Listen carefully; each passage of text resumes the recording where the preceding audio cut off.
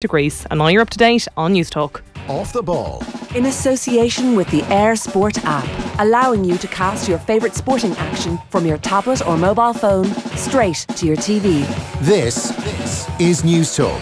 Yes, you are listening to Off the Ball. Tommy Martin sitting in for Nathan for the evening. Delighted to be with you. Nathan is, as the regular Off the Ball presenters are often doing, off gallivanting, having fun this evening. I believe he's over at the Etihad playing at a special curling event. gig. Yeah, some of us are left holding up the tent, Tommy. It's fine while they go off gallivanting at the Etihad, as mentioned. I saw the graphic up, the team graphic from the Etihad this evening, whereby it laid out the players that we had involved over there. Our own Joseph Conroy is in goal. I think Dennis Vavasor is playing on the left-hand side of a front three. Nathan's on the right-hand side of a front three. Okay. Now, I'm not saying the man's ill-equipped to carry the... So he's playing the sort of Raheem Sterling, energetic, creative. You might say that. You might make that comparison, Tommy. I wouldn't dare do that. As if they haven't seen enough glorious, spectacular football at the Etihad this He's season. essentially gracing the same area from which Aguero scored that goal that won them the Premier League title 4 or 5 years ago. Like, that's where Nathan is right now. Hope you're having fun, Nathan. We will hold the fort as best we can. Daniel McDonnell also in studio. That was the voice of Richie McCormick you heard. Evening, Daniel. Evening. Yeah. You have been at the squad announcement, a vast end of season Ireland squad announcement. Yeah. With some decent talking points in it. There is, yeah. I know what I mean. There's certainly a backup element to aspects of the squad, a bit like us here tonight. Almost like this is almost like a provisional. This is a provisional squad of some kind here. You are the Ian Lawler. Yeah, 40 names in the squad, so 3 games. And like, I mean, none of the 40 people won't be in the room at any one point. You know, some of them won't be in at all. John O'Shea is only in for his farewell game against the USA. Some of them, like Callum Robinson, who's one of the new players that I'm sure we'll talk about, newly eligible or certainly newly converted. The paperwork is still going through, so he's actually not able to play against France or the USA, but he can play in the Scott Brown testimonial on Sunday week because it's not actually a proper game. It's an exhibition match effectively. And someone like Graham Burke from Shamrock Rovers, pending club commitments which have to be figured out, might only be involved in that too, and that might be the same for some of the newer faces. Whereas I think. And O'Neill has said it before, that's certainly going to Stade de France anyway to play, a France side gearing up for the World Cup. You're not going to be going there, I don't think, with, sort of 5 new caps or anything like that. Yeah. I think that'll be the strongest selection of the gathering. The others, you can mix and match a bit. Some of the players like Shane Duffy and that won't be asked to go to Celtic, and we've got the Championship playoffs, which are a complication as well because there's Irish players at all 4 clubs that are involved too. So whatever 2 get through are going to be knocked out of this sort of proceedings as well. So there's a lot that can change, but there's some interesting names in the mix. You mentioned John O'Shea there. We will be hearing from John O'Shea as he reflects on his retirement. He announced it yesterday. He will get a chance, as Dan says, to say goodbye to the Irish fans over the coming weeks or so. Chris Hughton as well coming up on the show. He'll be telling us how he managed to keep Brighton up. Fantastic achievement secured last Friday with that incredible win over Manchester United. We'll have John Giles in football, Tommy Walsh on hurling, Matt Williams on Leinster's bid for 4th European title as well. But just coming back to that squad, tell us a bit about Graham Burke, because most of the headlines have focused on the fact whenever a League of Ireland player gets called in, it tends to be the big talking point, and people say, they made it their own talking point. That was the chief line about the 4 call-ups. It was like, we follow on from Dundalk players that were called up to the squad with Shamrock Rovers. Definitely, they were keen to get that message out there and have that as the top line. Please all the stakeholders. O'Shea's letter went out yesterday, whereas it was initially sort of flagged that O'Shea would be today, maybe the announcement about that game. So I probably did have a little bit of a thought last night going, they might have something else coming tomorrow, that they might want to be at the forefront of the publicity, and Burke would be the one. Now, O'Neill did catch him play last week against Cork City, where he scored a sort of sensational goal just as O'Neill was arriving. Takes the ball down, knocks it into the top corner from 25 yards. He's only scored sensational goals this season, and that was with his right foot, which is his weaker foot. Yeah. I mean, this is the thing. Like, Burke has always been an exceptionally talented player. He was at Aston Villa. As a kid, he went from Belvedere. He, played first team football for Villa at 18. Was part of a team along with Grealish and actually Callum Robinson, who won like the Next Generation series, is sort of the equivalent of the UEFA Youth League now. 5 years ago, I think it was, he scored the 2 goals in the final. So This isn't necessarily like this late bloomer who's come to the fore, a bit like maybe other players in the squad. Burke is someone who's always actually had the ability. He's been rated. Always rated, and I think by his own admission and by the sort of the opinion of those who've known him along the way, that he's needed to come home, maybe parallels with Sean Maguire in some ways, that he's needed to come home to maybe realise what he's missing.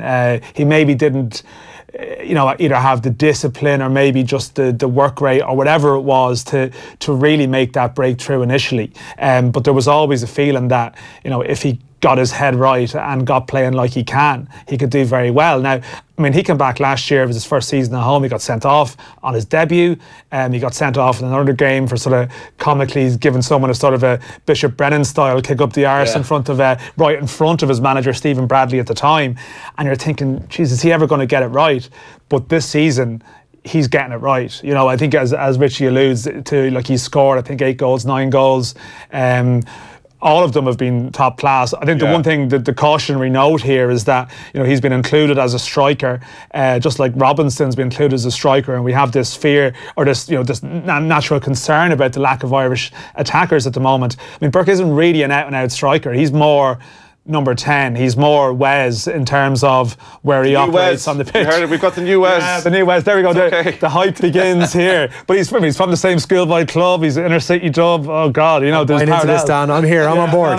No. There's the comparison doesn't quite stand. But in terms of entertainment value and people enjoying watching them, I mean, I think ultimately, if you go to a football match at any level, you want to see people doing things that the normal guy can't do. The execute skill and do things that you're thinking, and Burke has that quality. And even speaking to people who, Rovers have all these gifted players or ex-players there at the moment, the likes of McPhail, Duff, Bradley himself was a hugely talented player, and they play these five-a-side games, and you speak to other players there and they say Burke, technically matches up with any of them. He's up there with anyone. So there's a lot of people in football who've watched him all the way who aren't usually surprised by this, like you might have been. Maybe surprised that it's come now, but not surprised that someone with his talent has ended up in an Ireland squad. Does it underline the importance or the role that a really healthy and vibrant League of Ireland has for these kind of players? Like, there's been plenty of examples in the past, the Richie Towells and countless other players who have come back from England and almost get to reboot their careers and then springboard from there. Yeah, and I think this is. I'm not saying this is always going to happen in the future. I'm not at all saying that, but I think there's been a realisation in the last couple of years that as opportunities have become squeezed in England, in the Premier League level, even Championship to a point, that we, as a nation, if the national team is going to thrive, we need a stronger national league here, because we can't rely on another country, another jurisdiction to do our work for us. But that doesn't necessarily mean that you're going to have your senior players playing here. No, I don't think so. Have a stronger role in developing players. Yeah, exactly. No, I'm not saying there's ever going to be a time that there's going to be 4 League of Ireland players in the squad. That's not really realistic. I think. Dan, the lobby balls. Yeah, well, this is it. But I think as a development league where you see a lot more players who know that they're going to be on the road there, and that's, as you say, like those names are littered across the squad, from Conor O'Malley, who left last year, to someone like Sean Williams, who left many years ago. Yeah.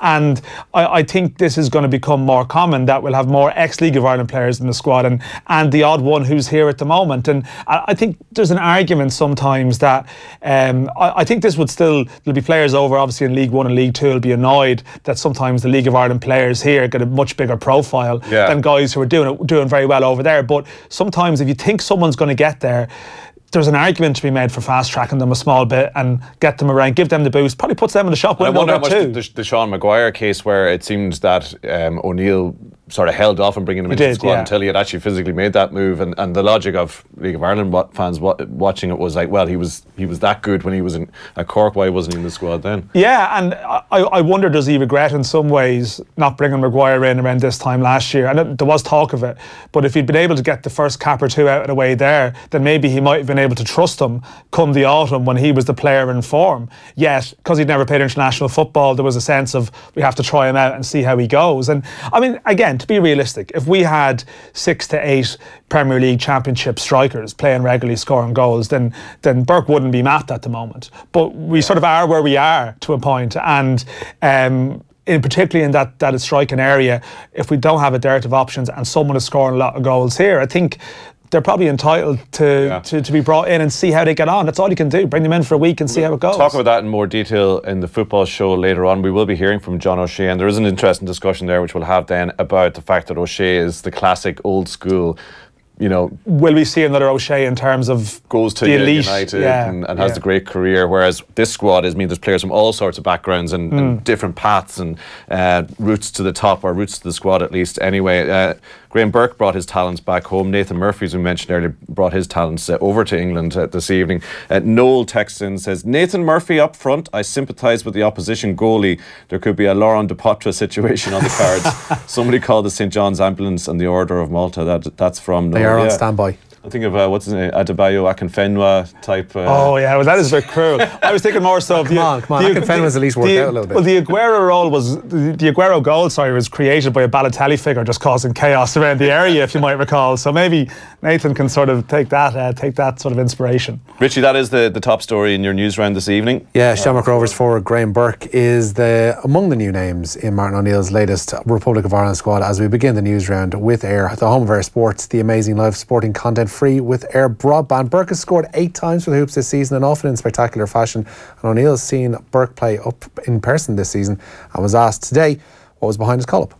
I think it's nice ability, really nice ability. Again, sometimes when you're looking at a game and someone's standing out in a particular match, then you try and in your mind you think, well, is he capable of doing that at let's say even for instance in the Premier League. Now he has come back from Villa. It might be for a number of reasons, those I don't know. It might be homesickness, it might be a few things. Maybe he didn't get the proper break. I really, really don't know that. But at least now it looks as if he's showing that ability again, and who knows what might happen in the future. And I think, well, why not? I've had over my time put some players into the squad that have made a peripheral squad first of all, and then maybe dropped out. I see, why shouldn't he? Why shouldn't he go? And if he gets the chance, go and take it. And that would be my advice to him. Gets on the field of play here in this match. Just go and play your game. Also among the names given a provisional call for the friendlies with Celtic, the United States and France are Millwall's ex-Sporting Fingal midfielder Sean Williams. Peterborough's Conor O'Malley is one of 6 goalkeepers among the 40-man squad, and the recently declared forward Callum Robinson joins the strong Preston contingent. But such is the recency of Robinson's declaration, as Dan mentioned, for the country of his maternal grandmother, that O'Neill concedes his involvement will be sparing. He will be involved in the Celtic game. Okay. It hasn't come through yet in the sense. So the Celtic game, he's no, not just at this minute. But I have spoken to him. He's delighted to be in it, and of course the papers have not been completed yet from that viewpoint. But he would be involved in the game at Celtic. Finally, on the squad front, there is a return for Jonathan Walters and indeed Glenn Whelan, while John O'Shea, as we mentioned, will lead the side out on June 2nd against the USA for the final instalment of his international tenure. You were there today with Martin O'Neill. Dan, what kind of form was he in? Is he relishing the end of season? Chirpy enough form, yeah. I think the storm of January as such has passed, and this is just his job now. I mean, I suppose we're in a sort of a phony war period in some ways. I mean, nothing has happened, in terms of Turkey was sort of a holding trip in terms of, trying a few new players out, and the summer might be a bit like that too. It's like that bit in World War I where the Germans and the British soldiers came out and shook hands and played football, It's got like that was their Martin O'Neill, that was their version of an international friendly, effectively, but we shall see. Hostilities will resume. Yeah, I suppose I am still interested that when we play the USA at home, I mean, it's the first sort of proper home game since Denmark, and if things aren't going great, what will the mood in the stadium be? What will the ticket sales be like? I think they need a freshness around the squad, even to try and sell that and portray that image of positivity and vibrancy going forward, because if it's more of the same from before or deemed to be that, then there's still a lot of unhappiness out there. There's still, that indifference almost that was there when it looked like he might leave. I mean, it's still lingering. So there are going to be a few job vacancies coming up very soon. Well, yeah, I don't know. I'm not sure if we're going to get that same level of circus again. Swansea are going to move fast, is what you're saying. Just keep that clip there. Yeah. I'm not sure we're going to get when I'm generating back pages out of this stuff come August, I'm just going to completely forget what I said. Do you have any kind of a sliding doors sort of scenario with the Stoke situation where, you know, I mean, I don't know whether he would have turned around. Certainly what we're hearing about Stoke and toxic environment there, I don't know if he would have been able to turn it around. Yeah. He's had 2 now. He's had the Leicester one, which he nearly took, and they went on and won the league. Yeah. And that leaves an element of, Jesus, but only... And now you have the opposite now, where I think, I mean, any manager who gets relegated, I mean, they could be out of the job. It seems like the ones that have gone down, there seems to be speculation over their respective futures, you know. So, again, there was an element of time that he has a sort of a secure enough job here, and why gamble in a strange way, much as the Premier League is the dream for so many people. And on the subject of meaningless end-of-season fixtures, there is football tonight, Richie. You've angered the red and black fraternity there, Tommy. Manchester United can finally secure second place, and what it does mean to them in the Premier League table tonight. Jose Mourinho's side away to West Ham, and who is ready for a battle of duelling back fives? For West Ham, Adrian starts in goal, though they do have Joe Hart restored to the bench. They've got a back five of Pablo Zabaleta, Angelo Ogbonna, Declan Rice, Aaron Cresswell and Arthur Masuaku. In midfield are Mark Noble and Cheku Kouyaté, with Joao Mario in behind Manuel Lanzini and Marco Arnautovic, their player of the year. For Manchester United, no Anthony Martial or Marcus Rashford, both of whom are on the bench. David De Gea starts in goal. They've got a back five, it would seem, of Antonio Valencia, Victor Lindelof, Chris Smalling, Phil Jones and Luke Shaw. Andy Herrera and Scott McTominay are in midfield, with Paul Pogba possibly advanced in front of those, with Jesse Lingard alongside Alexis Sanchez up front. Kickoff is at 7:45. So from last we heard from Jose Mourinho, it was firing off barrage at the players who've been showing why he was right to pick Lukaku and all this sort of stuff. So I mean, who's he looking at this evening to step up? Yeah, I mean, you're still waiting for Sanchez to ignite, really, aren't you? I know he's not someone whose future is sort of up for dispute because he's on that bloody good contract that he's got now. But you're still waiting for more. You know, you're still looking for... I mean, what can you take... As you mentioned, like, we are at the end of season stage. We are sort of... What can you even read into it if someone does perform in this type of game? Because the pressure's off. Now, this is a long way removed from Sevilla and the games where they've floundered, you know? So, I mean, that is the danger. You know, sometimes you have players of reputation, the end of a season, the summer's out or something, and, you know, they're flying. But there's an FA Cup final ahead. Yeah, no, it's true. I presume that was what was behind his... But West Ham, you've got to presume, are on their holidays already. After but they're safe now. Yeah. They've almost got the pressure lifted from their shoulders, and that can go both ways, you know, because, I mean, we still don't know where Moyes really is at either, you know, in terms of where they're going. So the cup final's coming, and they have some kind of focus, but I just don't know. These games can be deceptive in terms of taking any real meaning from them, but I'm sure across the night we will do just that. Give Luke Shaw a break, for God's sake, Dan. Yeah, that's true. Yeah. What do you mean? Cornerback Owen O'Donoghue will make his championship debut for Mayo in Sunday's Connacht football quarter-final with Galway. Cillian O'Connor shakes off any injury concerns to take his place at full forward, with Keith Higgins making a first competitive start of the season for Mayo's footballers, at least in the full backline. Footballer of the Year Andy Moran has been named a cornerback for his 73rd championship appearance, 165th overall in the green and red. Galway manager Kevin Walsh has handed out 3 championship debuts for that game in Castlebar. Fullback Sean Andy O'Kelly, midfielder Kieran Duggan and corner forward Barry McHugh all earned their first starts. Galway's last competitive outing was in the league final defeat to Dublin, and Walsh was asked by Galway Bay FM what lessons they can take from that defeat.